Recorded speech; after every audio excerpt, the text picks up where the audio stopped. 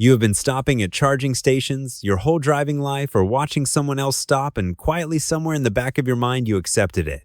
You told yourself it was fine. You told yourself 20 minutes was nothing. You grabbed a coffee. You stretched. You watched the percentage climb.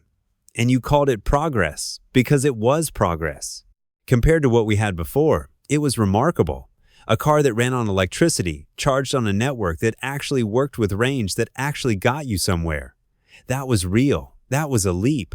And if you own an EV today, or if you've ever seriously considered one, you know that feeling. The quiet satisfaction of plugging in at night and waking up to a full charge. The small pride of never stopping at a gas station. You built your life around that rhythm. You believed in it. Here's what Toyota just proved that rhythm is built on.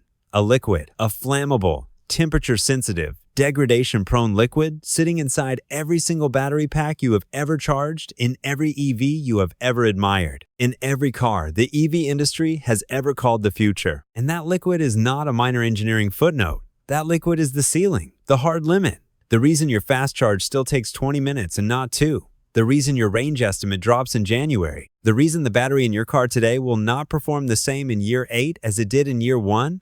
You didn't buy a limitation. You bought what was possible. But what was possible just changed. If that just shifted something in your thinking, stay with this video, because the rest of what you're about to hear is worse. For 15 years, the EV world had one rule. If it wasn't Tesla, it didn't matter. Tesla invented the modern electric car. Tesla built the supercharger network. Tesla wrote the software that every other EV company is still trying to copy. That was not hype. That was fact. The proof was in the charge times, the range numbers, the navigation that automatically routed you through superchargers without you asking. Tesla made electric vehicles feel like something you could actually live with, not a compromise, a choice. And then, quietly in a lab in Nagoya, Japan, Toyota changed everything. What they built is not an improvement. It is not a tweak. It is not a software update. It is a battery that charges in 10 minutes, lasts over 1 million miles, and cannot catch fire. And it's coming to market right now. Tesla didn't see it coming, and neither did you. This video is about the most important battery ever built, and the company you never expected to build it. Toyota is not known for being first. Toyota is known for being right. When every other automaker rushed into EVs in the 2010s, Toyota held back, not because they didn't understand electricity, but because they were waiting for a battery technology they believed was coming, that the rest of the industry said was impossible, the solid-state battery. And in 2024, Toyota announced it had cracked it. What that means and why it terrifies every EV company on Earth is what we're going to break down today. But before we go any further, ask yourself something. If the 2-0-minute charging stop you accepted as normal turned out to be completely unnecessary, not a technical constraint, but a design limitation that was always solvable, how would that change the way you think about the car sitting in your driveway right now? Hold that question, because the answer comes later, and when it does, it lands differently than you expect. To understand why this is such a big deal, you need to understand what's wrong with the batteries we use today. Every EV on the road right now, Tesla, BMW, Hyundai, BYD, uses a lithium-ion battery. And lithium-ion batteries have one fundamental flaw. They use a liquid electrolyte. That liquid is what carries the charge between the anode and the cathode. Think of it like blood moving oxygen through a body. The charge doesn't jump through empty space. It travels through a medium, and in every lithium-ion battery ever mass-produced, that medium has been a liquid, a carefully engineered liquid. Yes, a precisely formulated liquid, but a liquid. And that liquid is flammable.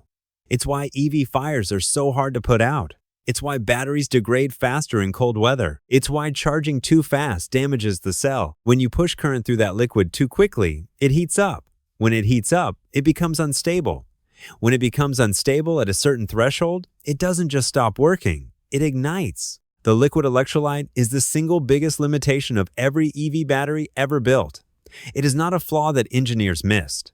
It is a flaw that engineers accepted because they had no alternative. Now, what if you replace that liquid with a solid, a ceramic, or polymer material that conducts electricity just as well, but doesn't burn, doesn't freeze, doesn't degrade at high speeds? Picture a road made of ice versus a road made of concrete.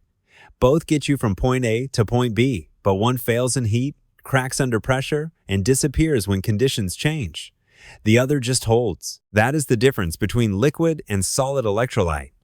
One is engineered around its own instability. The other simply does not have that problem. That is what a solid-state battery is, and scientists have known it was theoretically possible since the 1970s.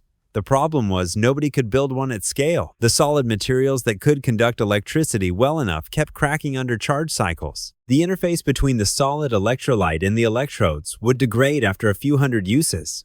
The manufacturing process required tolerances that industrial production lines simply couldn't maintain consistently. It was one of those rare problems in engineering where the theory was proven and the math was right, and every simulation pointed toward a breakthrough, and the physical world just kept refusing to cooperate.